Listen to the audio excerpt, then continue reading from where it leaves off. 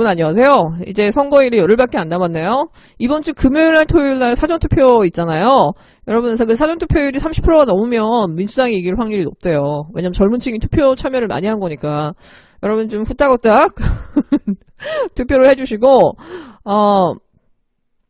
이번 주에 제2국민투표 하면서 이제 생긴 에피소드인데 그 어르신들 중에서 지금 1번, 2번이 없다 보니까 도대체 민주당 어디 갔어? 막 이렇게 막 헷갈리시는 분들이 있다고 하더라고요. 그래서 혹시 집안에 어르신분들이나 부모님들 중에서 좀 헷갈리시는 분들을 위해서 꼭 더불어시민당은 5번, 열린민주당은 12번, 1번, 2번 없다고 혼동하지 마라. 5번, 12번 이렇게 해서 꼭 번호를 여러분 원하시는 대로 알려주세요. 네. 이번 주에 YTN, MBC, KBS에서 지금 주말 동안에 지금 여론조사가 되게 많이 나오고 있는데, 그래도 참 고무적인 게, 그 민주당이 초반부터 앞섰던 지역은 거의 이제 더 많이 차가 벌어져서 승기를 잡아가고 있는 상황이고, 민주당이랑 이게 통합당이랑 이렇게 앞치락뒤치락 했던 데는 지금 민주당이 많이 따라잡고서 이제 선두로 달리고 있는 데가 꽤 많아요. 예를 들어서 황운하 청장 같은 경우도 지금 8% 정도 앞선 결과가 나왔고, 최재성 그 의원도 배현진한테 2% 앞선으로 나왔거든요? 솔직히 배현진 같은 애가 정치하면 안 되지. 저런 애가 국회의원 되면 안 되죠. 예, 그리고 지금 광진구도 그 고민정 후보가 많이 앞서는 걸로 지금 결과가 나와요. 그리고 진짜 우리를 충격에 빠뜨렸던 그 민경우. 지금 민경욱이 되게 높았었는데 이번에 나온 거 보니까는 정일영 후보랑 민경욱 후보랑 지금 타이거든요. 같아요. 그러니까 그만큼 이제 민경욱이 많이 떨어졌다는 얘기죠. 그래서 이번 주가 지나면 제 생각엔 정일영 후보가 많이 따라잡을 것 같아요. 그러니까 정일영 후보가 이제 선두로 올라올 것 같아요. TK나 불경은 빼고 그냥 한 가지 좀 아쉬운 그 지역구가 뭐냐면 곽상원 후보예요. 노무현 대통령 사위분. 볼 때마다 좀 안쓰럽죠. 근데 지금 곽상원 후보가 박덕금 이 사람한테 지금 한 7%, 8% 정도 뒤지고 있거든요. 저기 여러분 그 충청북도 보은, 옥천, 영동, 괴산에 사시는 분들이 있으면 꼭 좀 전화 좀 많이 해주셔가지고 곽상원 후보가 꼭 당선되게 좀 여러분 밭 좀 많이 갈아주시고 좀 도와주세요. 곽상원 후보 꼭 이번에 국회에 진출하셨으면 좋겠습니다. 네, 여러분 제가 어저께 박시영의 눈을 봤는데 김병기 의원이 나왔어요. 김병기 의원이 이제 동작의리잖아요. 근데 김병기 의원 하면은 항상 뭐라 그러죠? 문재인 대통령의 숨은 호위무사라고 하잖아요. 늘 그 문재인 대통령 그 대선 선거운동할 때 뒤에서 항상 지켜보면서 문재인 대통령 뒤에 있었던 분이 김병기 의원인 거 아시나요? 그리고 이제 그 문재인 대통령에 대한 그 애정, 그 존경심과 경외심은 이렇게 숨길 수 없는 것 같아요. 그러니까 문재인 대통령을 정말 인간적으로 너무 좋아하고 아버지같이 따르는 것 같아. 그러니까 자기가 가장 어려울 때 잡아주고 위로해 주신 분이라고. 그러면서 자기는 의리는 변하지 않아야 된다고 생각한다. 그러니까 정말 뚝심이 있으신 분이죠. 그래서 이분이 문재인 대통령이 반드시 성공한 대통령이 되는 걸 보는 게 자기가 정치를 하는 첫 번째 목적이다. 그러면서 이제 많은 얘기들을 하시는데 저도 사실 김병기 의원 항상 너무 좋아해요. 근데 맨 마지막에 진짜 맨 마지막 한 10분 정도가 진정 이 방송의 하이라이트였는데요. 진짜 그러니까 전혀 예상하지 않았던 상황인데 갑자기 이제 갑툭튀로 박시영 부대표하고 김용민 그 PD가 물어봐요. 도대체 이 태용이라는 사람은 어떤 사람이냐? 박시영 부대표 입장에서도 본인이 여론조사 전문기관 그 전문가지만 이해가 너무 안 된다라고 생각한 거예요. 왜냐하면 강남 사람들이 절대로 뽑을 사람이 아니잖아. 강남의 어떤 사람들은 그 능력 있는 사람이라든가 이런 사람들을 훨씬 더 좋아하지. 그러니까 말도 안 되는 사람을 뽑아놨는데도 여전히 강남갑에 이 사람의 그 지지율이 높단 말이에요. 그러니까는 여론조사 전문가 입장에서는 궁금할 수밖에 없겠죠. 그러니까 근데 김병기 의원이 딱 얘기를 해요. 이 태영호가 전향을 해가지고 지금 한국에 왔다고 하는데 전향을 했다고 하면은 그럼 갑자기 애국심이 출중해지는 거냐고. 한국에 태어난 일반 한국 사람들도 선출직으로 나가려면 혹독한 검증을 거쳐야 된다. 왜냐하면은 국회의원 같은 경우는 차후라도 장차관이나 대통령까지 될 수 있는 자리인데 문제는 뭐냐? 이 태영호라는 사람의 인생의 50년은 그냥 베일에 가려져 있다는 거예요. 아무도 이 사람을 몰라. 이 사람의 탄생부터 지난 50년이 무슨 말을 이 사람이 어떻게 살았는지 모르는 거예요. 그리고 국정원에서도 사실은 이 사람의 신원에 대해서 신변을 보정을 못할 거라는 거지. 완전히 베일에 쌓인 인물이기 때문에. 그리고 북한에서는 지금 저 사람이 뭐 돈 해서 혹은 여러 이 사람에 대한 추문이 있잖아요. 그 추문에 대해서도 북한 같은 경우는 그러면은 말을 하기보다는 차라리 증거를 내밀어서 하는 게 낫다. 왜냐면 이거는 어떻게 보면은 선거 개입의 문제가 될 수 있으니까 차라리 그럼 북한에서 그냥 추문을 정확하게 밝히고 증거를 들이내는 게 오히려 낫다. 왜냐하면 지금 국정원은 설령 알아도 그거를 확인해 줄 수 있는 기관도 아니다. 그러니까 극단적으로 말하면 이 사람이 망명할 때 여러 가지 설이 있었는데 한국이 첫 번째 초이스가 아니었다라는 설이 되게 많다는 거예요.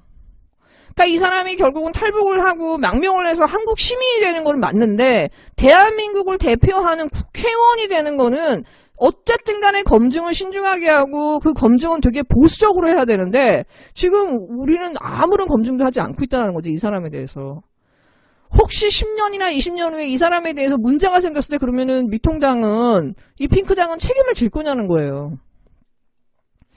예를 들어서 KGB 같은 경우는 미국에다가 이제 사람을 보내요. 그러면 1세대는 그 사람은 그냥 선량한 시민으로 살다가 죽어요. 문제는 그 사람의 자식. 그 사람의 자식은 어렸을 때부터 엘리트로 키워가지고 간첩으로 만든 다음에 이제 이 아이를 CIA나 국방부로 보내서 간첩으로 활용을 한다는 거지. 그러니까 40년 정도의 장기 공작도 가능하다라는 거예요. 공산주의 국가들은.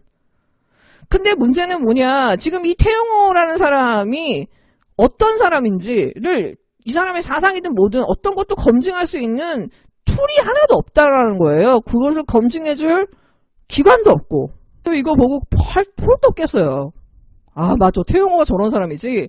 근데 진짜 그 얘기를 딱 듣고 거의 뭐 김용민 PD하고 저기 박시영 부대표가 거의 막 입을 쭉 벌리고 맞아.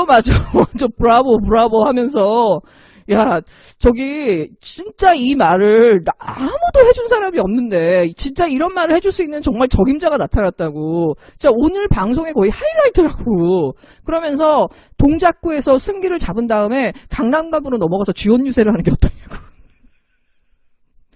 이 태영호의 태국민의 문제점을 지적할 사람이 아무도 없다라는 거예요. 아무도. 그러니까 이렇게 지금 이 김병기 의원처럼 명확하게 이 태영호에 대한 이 근본적인 문제, 이 보수 세력들의 아픈 부분을 찌를 수 있는 사람이 지금 없는 거예요. 근데 저도 깜짝 놀랐어요. 여러분 그 박시영의 눈, 그 김병기 의원 나오는 거 꼭 보세요. 진짜 김병기 의원의 이 내공이 어느 정도인지를 느낄 수 있습니다. 그러니까 어떤 정권이 들어와도 저 사람들의 그 어떤 변질된 애국심이라든가 주관적 애국심에 의해서 민주주의나 국가의 통제가 흐트러지지 않도록 법에 의한 통제, 시스템을 만드는 게 너무나 중요하다는 거예요. 이게 사실은 국정원 직원들을 위해서도 필요하다고 하거든요.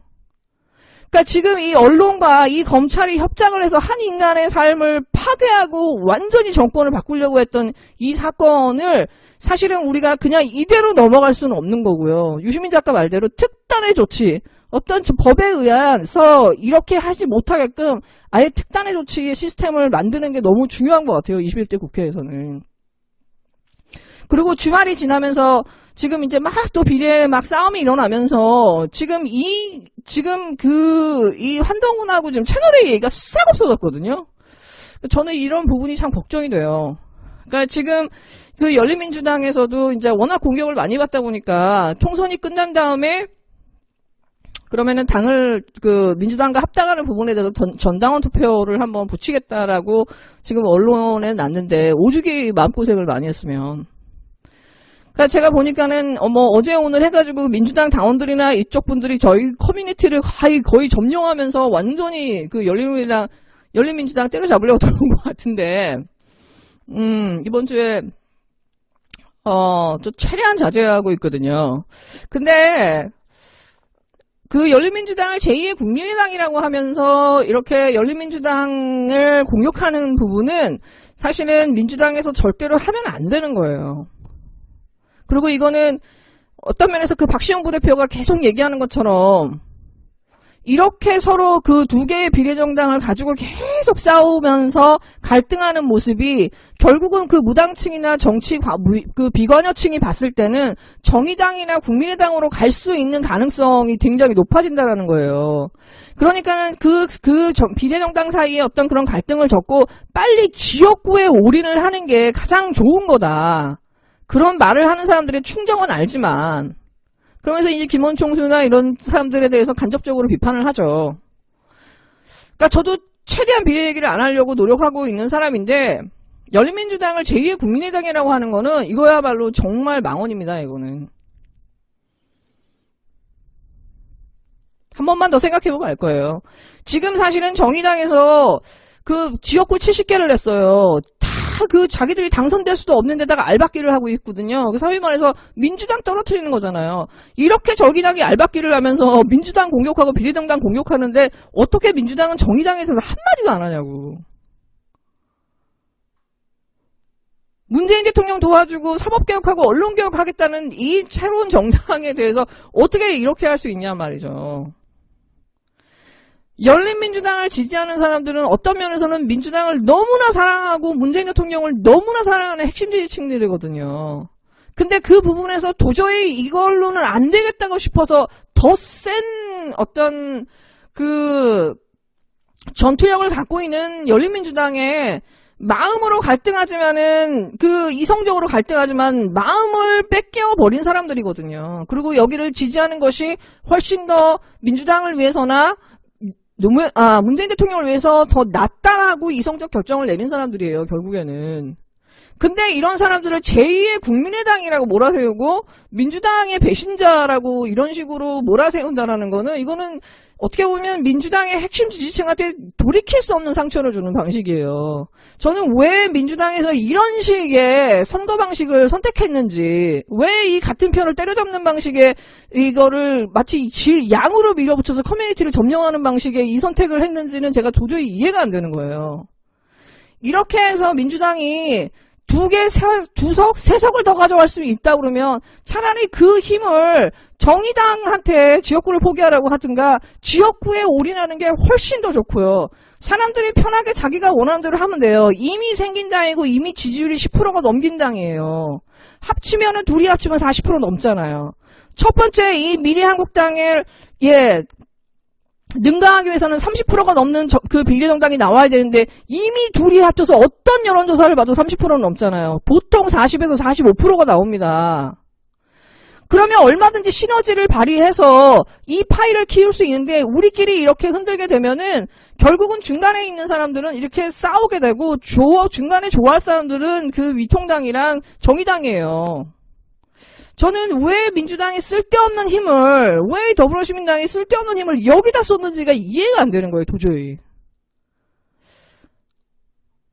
제발 우리 지역구에 올인하고 지금 이 현안에 대해서 좀 올인하자고요. 네, 월요일 밤에 스트레이트 3부작이 나오는데요. 장모님과 검사와 장모님 있잖아요. 그리고 김명신이라고 나오네요. 김건희가 아니라 김명신이라고 나옵니다. 스트레이트에서 한 방 더 터뜨릴 것 같아요. 오늘 밤 본방사수 바랍니다, 여러분. 네, 여러분 즐거운 하루 되세요.